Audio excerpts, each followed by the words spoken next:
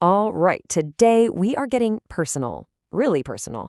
We're talking about the biological blueprint that makes you, well, you. Everything from how tall you are to the color of your eyes, it's all written down in this tiny microscopic instruction manual that we carry inside every single one of our cells.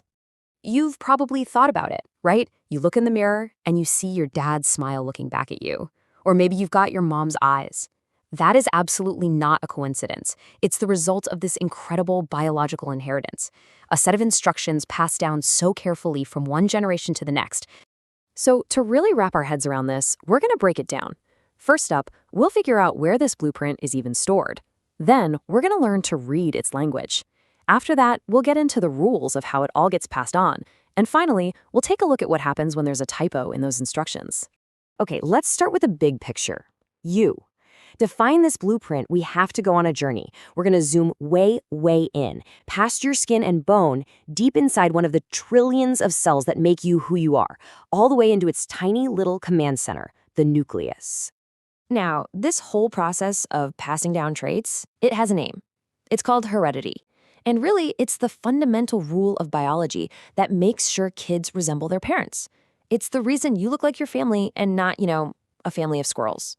So where exactly are all these instructions kept? Well, they're not just floating around in there. They are super neatly organized and packed onto these structures called chromosomes. Think of them like bookshelves, and each one is holding volumes of instruction manuals. And not all these bookshelves are built the same way. Scientists can actually tell them apart just by their shape. It all depends on where that little pinched-in part in the middle, the centromere, is located. A chromosome can end up looking like a V, or an L, a J, or even an I. This is super useful because it helps them map out all our genetic material and spot any big problems right away. So what's the magic number for us humans? It's 46. That's it. In pretty much every single cell in your body, you've got exactly 46 chromosomes, and they're arranged in 23 pairs. You get one half of each pair from your mom and the other half from your dad, and boom, they're two blueprints combined to create yours.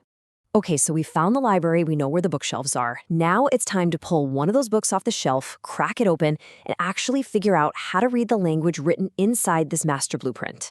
The language itself is written in a molecule called DNA. And it wasn't until 1953 that two scientists, James Watson and Francis Crick, finally cracked the code of its structure, that iconic double helix. This discovery changed everything. It completely revolutionized how we understand life itself. The easiest way to picture DNA is to think of a twisted ladder. The long sides are made of sugar and phosphate, but the rungs are made from pairs of just 4 chemical bases: adenine, guanine, cytosine, and thymine. Let's just call them A, G, C, and T. And here's the amazing part. This simple 4-letter alphabet is all it takes to write the entire instruction manual for every living thing on this planet. It's kind of wild. And here is the absolute genius of the system. These letters, they don't just pair up randomly. Nope. A always, and I mean always, pairs up with T. And C always pairs with G. It's a simple, perfect, unbreakable rule. And that perfect pairing is the secret sauce that lets DNA copy itself with incredible accuracy every single time a cell divides.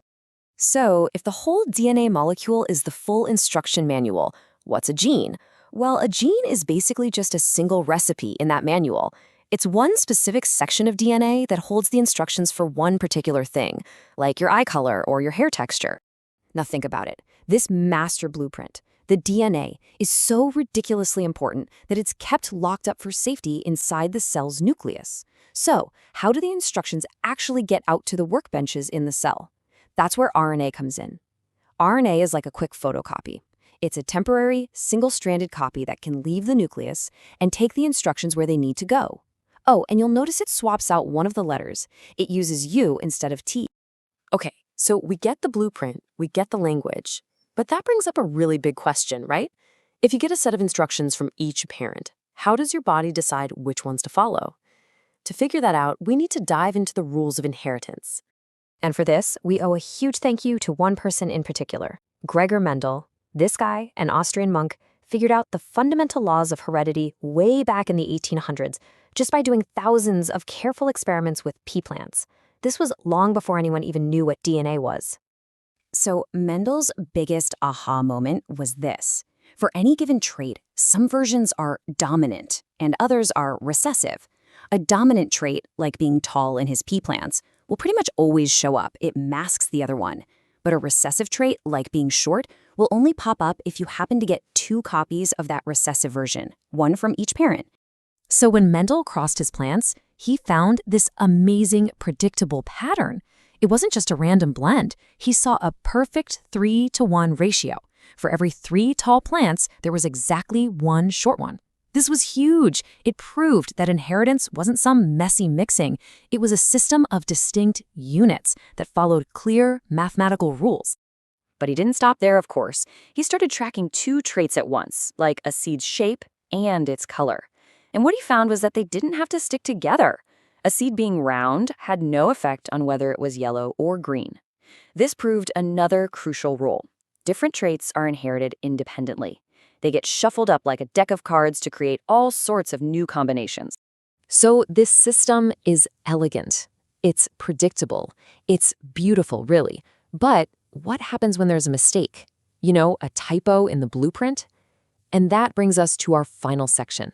What happens when there are errors in the code? These typos, or genetic disorders, can happen in a few different ways.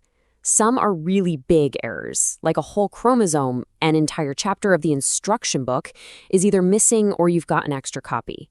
Others are much, much smaller, like a mutation in a single gene. That's more like 1 wrong letter in 1 critical word.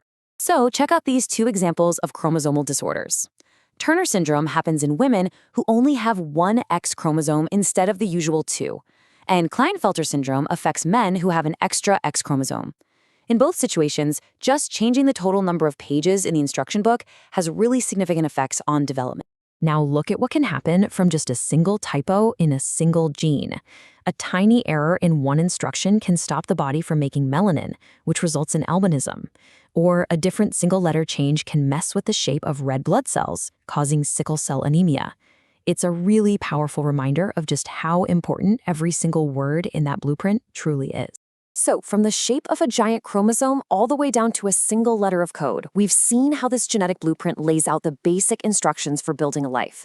It's an unbelievably powerful and detailed plan. But, and this is the crucial thing to remember, it is not the whole story. It is just the starting point. Which really just leaves us with one last thought to chew on. We are so much more than just the sum of our genetic parts. Our environment, our choices, our experiences, all of these things build upon that original blueprint. So the real question becomes, if our genes are the blueprint, where does the story of us really begin?